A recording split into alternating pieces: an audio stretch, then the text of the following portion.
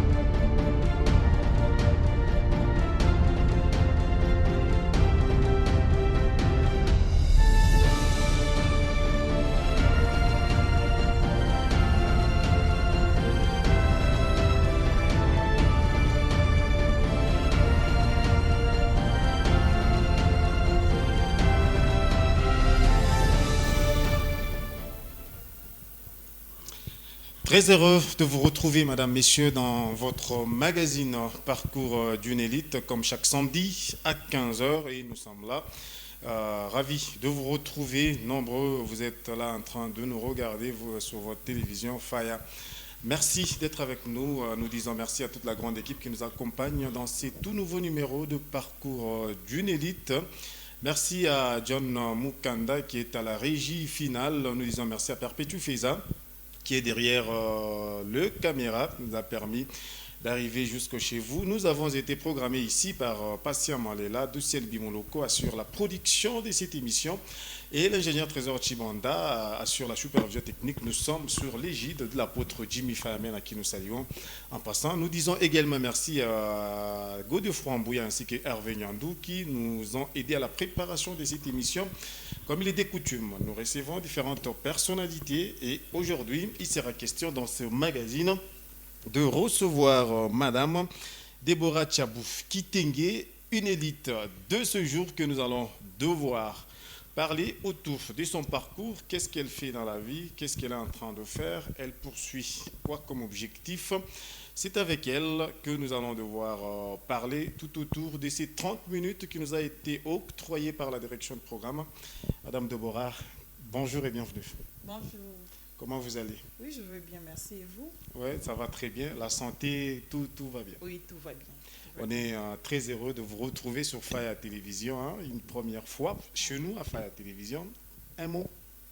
Bon, je tiens d'abord à vous remercier pour votre invitation. Merci. Et je remercie aussi toute l'équipe technique de m'avoir aussi accueilli. Je suis très contente. En tout cas, vous êtes la bienvenue ici. Hein. Faya Télévision, c'est une chaîne qui regroupe tout le monde. Alors, sans plus tarder, nous allons passer aux choses sérieuses. Alors, vous pouvez vous présenter, parce que moi, je ne vous ai pas trop présenté, parce que je sais que vous êtes là. Alors, qui est Déborah Tchabouf Kitenge? Ok. Déborah Tchabouf Kitenge, je suis mère de 3 enfants. Je suis mariée et mère de 3 enfants. Okay. Et entrepreneur. Et responsable dans une entreprise dans la ville de Lubumbashi. Et comment dire, coordonnatrice Non. Nous sommes des associés. Oui, dans une ONG aussi. Et aussi une actrice politique. Politique, oui. Alors, nous allons commencer par là. Vous êtes mère de 3 enfants, responsable d'une entreprise, co-associée dans une ONG et responsable également dans la famille. Alors, parle-nous un peu en général de votre parcours. D'où est venue Déborah Kitenge? Je suis née à Lubumbashi, dans une famille de 8 enfants. Je suis la deuxième dans la famille.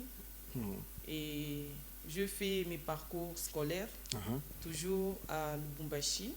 J'ai obtenu mon diplôme de licence à l'Institut supérieur de commerce et mon diplôme d'État, toujours ici à Lubumbashi en session commerciale. Et mon certificat, toujours à Lubumbashi. Ok. Donc, vous avez passé tous ces moments ici à Oui, Lubumbashi. Lubumbashi. Alors, pourquoi avoir choisi la section commerciale? La section commerciale, bon, j'aimais beaucoup faire les commerces. Depuis que j'étais petite, les petits commerces, vendre à tout le temps. Quand je restais à la maison, dans ma tête, je réfléchissais toujours à faire de petits commerces. Et cela, ça vous et a... aider aussi la famille. Ah, ok. Et cela vous a envoyé, bien sûr, à aller faire la section commerciale. C'était facile pour vous? Oui. Parce que c'est quelque chose que j'aimais beaucoup. On dit si tu veux quelque chose, tu vas finir par l'obtenir. Obtenir la chose.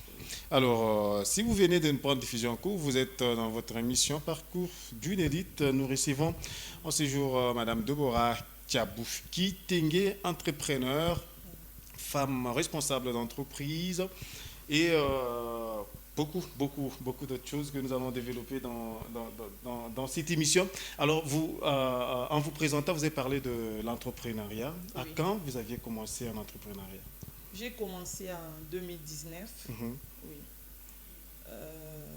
Quand j'étais en déplacement, j'avais quitté le pays pour aller en Afrique du Sud. Quand je suis arrivée là-bas, j'avais regardé comment est-ce que les gens vous étaient en train de vivre, la propriété partout. C'est ce qui m'avait même poussé, parce que mon entreprise, je travaille sur le pavé parcellaire et bloc ciment. C'est ce qui m'avait poussé. Je dis non. Comment est-ce que les autres sont en train de développer leur pays, sont en train de évoluer et tout. Bien. Tout à fait. Pourquoi pas nous, nashituwezi kutengeneza tufanye ko de façon que nashitukuye ko environnement il est propre, mon matin ya mamvula, tunapita tunangara mamai par-ci par-là. Mais pas les minenda mina constaté, je me suis dit que non, je vais venir aussi chez nous pour investir et proposer aussi aux autres que si on peut aussi avoir aussi un changement avec et aussi certaines choses made in Lubumbashi. Alors c'est depuis 2019 que vous êtes en train d'évoluer comme entrepreneur. Et c'est facile en tant qu'entrepreneur, surtout dans notre pays? Ce n'est pas facile. Ce n'est pas facile parce qu'il y a la plupart des gens, tu peux avoir aussi, il y a les clients qui viennent, bien qu'on la connaît chaque non, la société a une arbre étranger. Tu vois, ça nous décourage, mais on se bat toujours. Donc on fait plus confiance que ma société étrangère que ma société. Aux étrangers de plus que nous. Tu peux voir client bengine banakuya pour acheter anaza kuliza tunatafuta chinois, tunatafuta indien, mais tu dois te présenter que c'est moi-même la responsable. Et par rapport à la qualité peut-être il y a Kaji, il y a beaucoup de gens peut-être qu'on a douté voir ce que je suis en train de faire mais ça va, ça évolue. Ça évolue quand même. Ça évolue. Alors qu'est-ce qui vous a attiré beaucoup plus mon entrepreneuriat? Bon, ce qui m'a beaucoup attiré, mon souhait et mon souci, c'était donner aussi l'emploi aux autres. Oui, donner aussi l'emploi aux autres, parce que la plupart, il est tout le monde pour constater mon ville et tout. Je vais couper ma kaji, il n'a pas difficulté à mingi. Il n'a pas ma kaji, il n'a pas héréditaire. C'est-à-dire comment mon famille eno hakuna muntu ajiretrouver kutumika fashi moya hautapata kazi. Sasa ndio ya kupermettre que bantu bote bapate accès. Vaut mieux ni tumike ile façon ni natumika de façon que kuapprocher bantu bote bapate accès na kuapprendre. Aina sima ni kuapprocher juste muntu anabakia paka pale non éternellement non. Tu viens, on a quoi pour apprendre. Après avoir quoi apprendre, tu peux aller aussi faire donc vous investissez en même temps, vous formez même les bantu aux côtés nous pour que évoluer à leur tour. Qu'est-ce que vous récoltez au-delà de ça? On n'a pas ta moyenne par rapport à les sacrifices. Par rapport à sacrifice, bon, il y a Par exemple, quand tu as fabriqué ma matériau, moi aussi je dois vendre. Et aussi, ils ont leur salaire. Oui. Le prime d'encouragement. Parce que la plupart ont dit la formation, ce n'est pas gratuit. Exactement. Oui, la formation, ça se paye. Mais quelqu'un vient, il apprend. Après, il peut aller se développer de soi. Ok, alors vous n'êtes pas seulement entrepreneur, mais aussi une femme politique. Oui. Ah bon? Touchons un peu cet aspect de choses. En vous voir comme ça, c'est dire de le dire comme ça, mais comment vous réussissez entre entrepreneur et puis femme politique? Comment vous vous êtes retrouvé au fait dans ça? Oui, la politique, c'est quelque chose que j'aimais aussi depuis. Parce que par rapport aux réalités des vies qu'on est en train de voir dans notre ville de Lubumbashi, exactement. Si on ne se donne pas, peut-être si on n'arrive pas à s'impliquer aussi,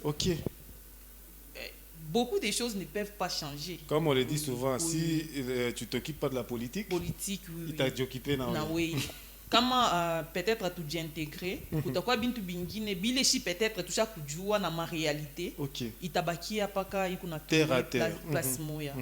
Ok, comment tu as intégré na ma réalité à ville et toucha kona, oui, on peut faire un plus. Alors ça fait combien de temps comme politique? Bon, dans la politique, je peux dire depuis 2020. Depuis 2020, je me suis intégré mon parti politique moya. On a commencé à évoluer ensemble jusqu'à ce qu'on s'est retrouvés dans le moment des campagnes. Oui. Vous avez été candidate? Oui, j'ai été candidate au députation provinciale. Bien que ça n'a pas été. Oui, ça n'a pas été. Manque de seuil de représentativité. Oui. Alors comment vous vous êtes senti compétir au milieu de tous ces grands-là, politiciens de nom et des renommés qui sont à Lubumbashi? Bon, pour nous là, on était déterminés. On était déterminés et en plus, j'étais sûre de ce que j'étais en train de faire. Bon, on ne peut pas se décourager. Il y a quelque chose qui arrive. C'est pour nous permettre encore en 2018 et 2028 aussi, nous serons toujours là. Pour vous représenter encore. Oui. Est-ce que ça ne vous a pas... Bon, qu'avez-vous appris au fait après les élections de 2023? Qu'est-ce que vous avez appris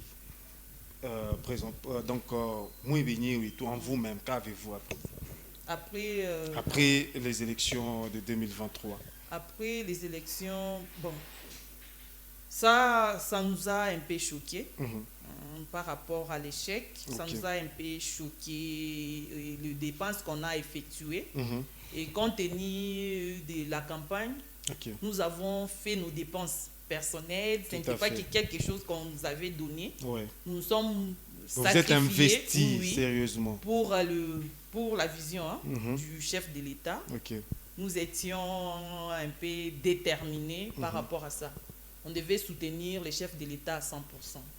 Alors, quels sont les objectifs qui vous avez poussé à aller en politique? Déjà que sur le plan peut-être entrepreneurial, vous étiez déjà presque stable. Est-ce que pour servir le pays, il fallait seulement que vous alliez en politique? Bon, oui, pour servir le pays, il faut aussi entrer en politique. Parce qu'en politique, tu auras un peu le poids. Oui. Tu as le poids et tu peux influencer facilement. Tu peux influencer facilement parce que tu auras l'accès là d'impacter et d'influencer certaines décisions. Oui. Pour le compte de la population. Oui. Alors, Madame, Messieurs, parcours d'une élite continue son bonhomme de chemin. Nous disons merci à l'ingénieur Trésor Chibanda qui nous assiste de l'autre côté de la régie finale en nous donnant sa main. La dextérité technique. Madame, Messieurs, nous poursuivons cette émission. Nous recevons pour ceux qui viennent de prendre diffusion en cours, Madame Déborah Tchabouf Kitenge, entrepreneur, femme politique, mère, responsable d'entreprise. Autour de tout ça que nous sommes en train de parler, comment elle est parvenue à monter tout cela ou à arriver à grimper ces échelons. Aujourd'hui, une personne sera édifiée par rapport à cette émission ou formée comme c'est l'objectif de cette émission.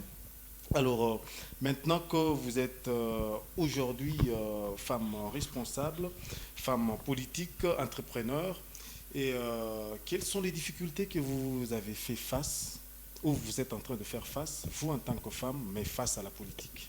Bon, face à la politique, vous-même connaissez la plupart de la majorité, il n'y a que les hommes qui sont devant. Qui se retrouvent. Oui, oui, qui se retrouvent et les femmes sont un peu... minoritaires. Oui, oui. C'est ce que moi je trouve comme une difficulté dans la politique. C'est dû à quoi? Puisque vous êtes là, vous représentez quand même toutes ces femmes-là. Toutes ces femmes-là qui nous regardent. Oui. C'est dû à quoi aujourd'hui la représentativité de la femme est toujours minoritaire au détriment des hommes? Bon, c'est pourquoi, si vous regardez cette année, il y a beaucoup de femmes qui se sont aussi impliquées par rapport aux politiques. Parce que le souci est tout parce qu'on dit, Munyumba, s'il y a une femme, exactement. C'est souci est un objectif, c'était que nous les femmes aussi, tout prendre nachi place, tout prendre possession, nachi tonzi tout quoi na il pouvoir. Monopole. C'est ça, c'est un peu ça. Oui. Mais est-ce que par rapport aux résultats qui nous ont été donnés par la CENI, est-ce que vous, en tant que femme, êtes-vous satisfaite de cette participation de la femme ou du pourcentage des élus femmes qui sont dans les différentes assemblées? Non. Non, je ne suis pas satisfaite. Oui. Pourquoi pas? Non, si vous regardez c'est comme si les hommes sont un peu... Trop en avance, plus que les femmes. Plus que les femmes. Alors, qu'est-ce que les femmes devraient faire aujourd'hui pour essayer de relever cet équivoque? Nous devons toujours nous battre. Nous devons être déterminés. Et je sens moi que peut-être 2024 n'est pas... c'était un peu compliqué pour nous, mais 2028... ça va aller. Donc vous avez appris de vos échecs et vous allez travailler dessus pour améliorer en 2028 lors des prochaines élections qui vont arriver. Oui. Alors, nous poursuivons avec cette émission, Madame, Messieurs. Vous avez aussi parlé lors de votre présentation que vous étiez aussi une co-responsable d'une ONG qui s'appelle Mujiza. Oui. Alors, comment ça se passe là-bas? Oui, Mujiza, nous sommes là. Nous voulons juste soutenir les filles mères. Parce qu'on regarde la plupart, il y a beaucoup de filles qui se sont retrouvées et dans la rue par rapport aux actes. Peut-être on l'a engrossée, la fille était inconsciente, elle ne savait pas, oui, on l'a engrossée. Après avoir été engrossée, elle est rejetée. Maintenant, ONG Mujiza et qu'on a récupéré, les filles qu'on va prendre mon couture, qu'on va prendre qu'on faire comme makage kiloko, même à faire les beignets, parce que kuku bengi nebe kunangaria, maintenant apenda pas kaji moi ya yulu, mais tu peux faire même les beignets pour s'en sortir avec le bébé que tu as. Oui, c'est ce que nous. Et comment vous le faites maintenant sur le terrain? Comment vous essayez de recenser tous ces cas-là? Oui, sur le terrain, il y a nos frères du côté Kassapa. Il y a déjà ONG Mujiza de ce côté-là. Il y a des actions qu'on fait. Et du côté Joli Site aussi. Il y a nos frères qu'on est en train de soutenir. Du côté Kilobé aussi, il y a aussi des mamans veuves qu'on soutient toujours. Et ça fait combien de temps que ces actions-là, que vous êtes en train de mener ces actions? Là, ça fait déjà 3 ans. Ça fait déjà 3 ans. 3 ans que vous êtes en train de mener des actions. Et parlons un peu du financement de cette organisation. Comment ça se fait le financement? D'où provient le financement pour essayer de réaliser tout ceci sur le terrain? Bon, pour les financements, on s'est organisé avec mon mari. Il y a ma sœur qui n'est pas ici aussi. Elle est quelque part. On s'est déjà associé avec elle. Et ensemble, on est en train de faire des actions. Oui, pour soutenir nos frères et sœurs. Et vous pensez que c'est facile sur le terrain de le faire? Bon, ce n'est pas facile, mais je sais en moi qu'avec Dieu, tout ira toujours. Déjà 3 ans que vous êtes en train de mener toutes ces actions-là. Et vous êtes accepté facilement sur le terrain?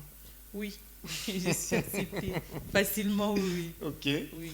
Alors, parcours d'une élite s'est poursuivi, madame, messieurs. Nous sommes en train de partir comme ça et nous sommes en train d'ailleurs d'aller vers la fin de cette émission. Alors, il y a une maman qui vous a regardé aujourd'hui sur la télévision. Il y a une jeune fille qui vous a également regardé. Il y a des gens qui ont des projets, qui ont besoin de faire quelque chose, mais ils sont butés quelque part à certaines difficultés, puisque vous, les difficultés aussi, vous les avez rencontrées pendant que vous mettiez, par exemple, votre entreprise sur pied, pendant que vous lanciez dans l'entrepreneuriat. Comment vous arriviez à trouver des solutions aux différentes difficultés que vous aviez rencontrées? Oui, les problèmes de la vie, c'est qu'il faut mettre en tête, il faut être d'abord déterminé, avoir d'abord confiance en soi, parce que la plupart de nos jeunes ou nos mamans, ou ils veulent quelque chose, peut-être, moi je n'ai rien. J'ai mes moyens, que ça peut me suffire, mais je préfère faire quelque chose qui peut me dépasser. Avec la chose en question, avec la chose en question, la personne peut se retrouver en difficulté parce que pour elle-même, elle n'a pas d'abord confiance. Et ce que moi je peux demander à mes frères et sœurs, qui puissent avoir confiance, tout quoi na confiance mushibenyewe, et tout quoi déterminé, mobile tout kuna fanya.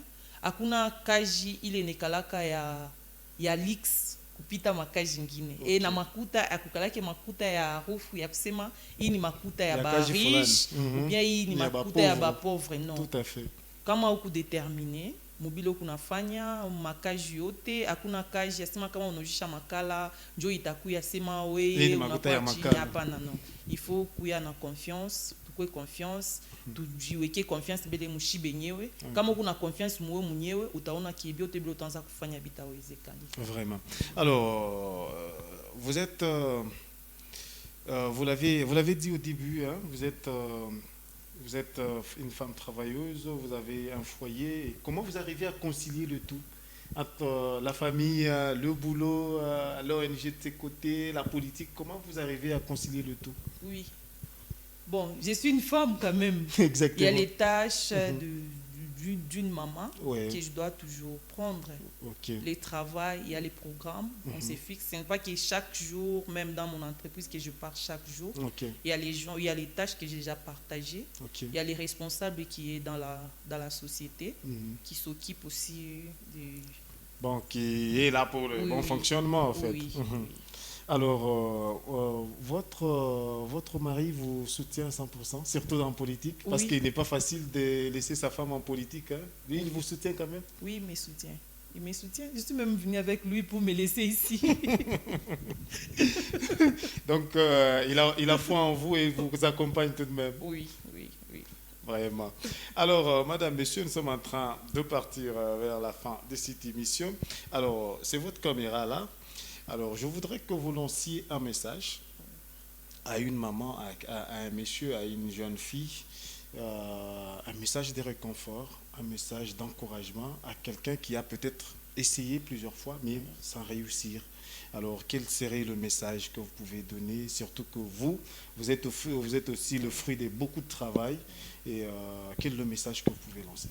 Bon, je demande à tous les mamans, tous les jeunes garçons, jeunes filles, qui sont en train de se décourager, la banane confiance d'un Niabo, qui puissent avoir confiance et être déterminés dans leur vie. Il n'y a rien pour rien. Je sais au moins que tu peux commencer aujourd'hui. Tu ne peux pas commencer aujourd'hui et avoir tout. Oui, tu peux commencer à zéro et demain ou après-demain, tu peux évoluer et être grand. Et on commence aussi à parler de vous. C'est ce que je peux demander. Le même message peut-être, vous pouvez le répéter peut-être en Swahili. Mina lomba kubantu bote balebe kuneni fata isa bakuye babebe courage yabo bakuye déterminé mubiote bilebe kunafanya bashidi décourager leo tezukuya banakona leo bule auna na kintu. Confiance ile utakuwa nayo na ile kazi utatumika, Mungu atakusaidia ensemble na prière na Mungu atakusaidia utendelea kumbele. Au nom de l'équipe de Parcours d'une élite, nous vous remercions d'avoir répondu à notre invitation. Ok. Moi aussi, je vous remercie également. Voilà, nous disons merci à toute la grande équipe qui nous a accompagnés cet après-midi dans cette émission Parcours d'une élite. J'espère que tout ce dont nous avons parlé aujourd'hui, quelqu'un a été formé, quelqu'un a été éduqué, comme c'est le but de cette émission. Nous disons merci à l'ingénieur Trésor Chibanda qui a assuré la supervision technique. Merci à Godefroy Mbouya, merci à Hervé Nyandou, Passia Malela nous a programmé, Madame de Ciel Bimouloko en a assuré la production de cette émission. Merci à Perpétue Feza qui a assuré le cadrage. Merci à John Mukanda qui était à la régie finale.